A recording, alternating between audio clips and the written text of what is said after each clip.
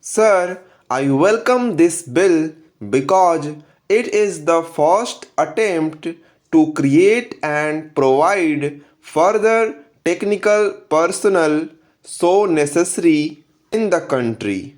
It is very well laid down that this institute is the first in the chain of four high-grade technical institutions proposed to be started in the country to improve the tone of the engineering and technological education as well as to meet the present special needs of the industry which could not be achieved in the normal way.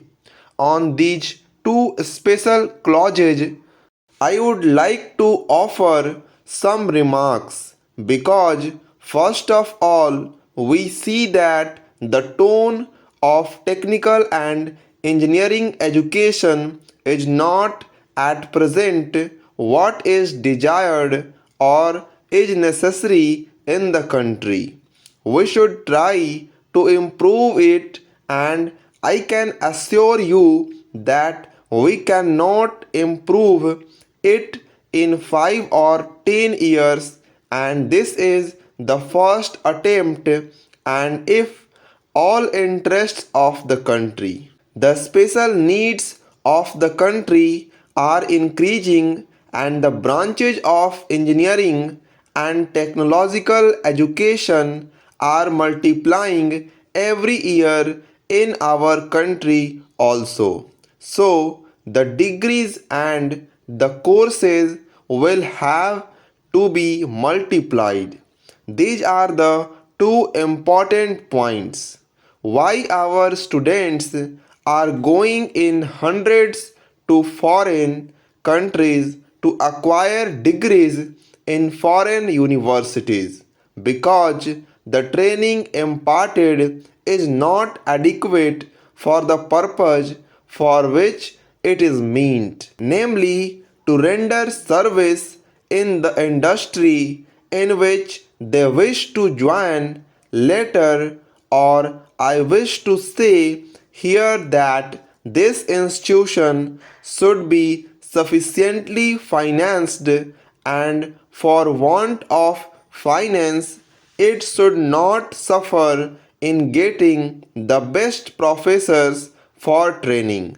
Para, then the atmosphere that is to be created for imparting training is very important because technological engineering education is quite different from academic and theoretical education which is at present given in universities. For that, especially, I welcome this association of undergraduate studies because if undergraduate study there, then it creates an atmosphere for those students to follow it and pursue it to postgraduate studies and in fundamental research. This is very important. Still, say that if it is followed in all the four high grade institutions, then it will be useful. We should not fight shy of it because we are woefully lacking of technical skill, and that skill has to be created. That cannot be created unless we have an atmosphere where students mix with each other in a fraternal way and discuss among themselves freely. It is not only by lecture by professors that they learn. It is also by the student getting together that they learn these things. Para, as regards the suggestion for affiliating the institute with the Calcutta University, I don't endorse that suggestion. This is a different institution from the present universities and colleges, and the training that to be given in them is also different. I think mere theoretical training is now given, and we are lacking in technical training, and we should improve our tone considerably in the prospect, and we should make this a model in our country. There may be coordination of this institute with the four others that we want to establish, but there should be affiliation with no other university.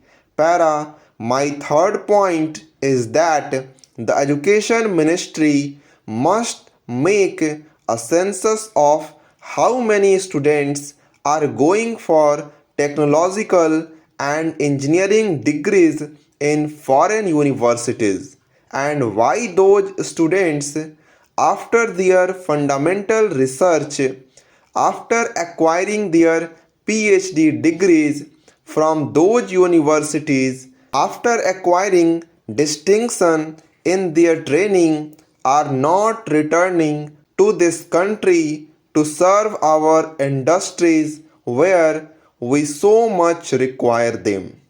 If the education ministry goes into this fact, they will find that there are about 300 students both in America and in Europe working in the factories after getting their PhD degrees, after acquiring the highest qualification in composition with other foreign students.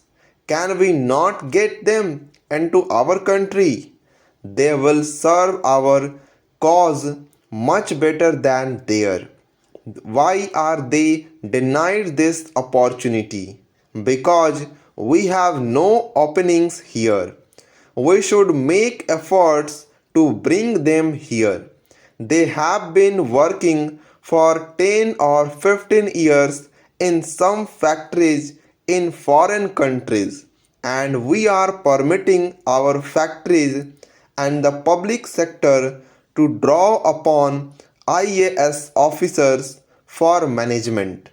IAS officers are good for working in administrative jobs, but for working in the factories, they are of no use. Therefore, import those 300 or 400 students who are residing in those foreign countries, who are working in those factories after acquiring their degrees in competition with foreign students, by even giving them their terms if necessary.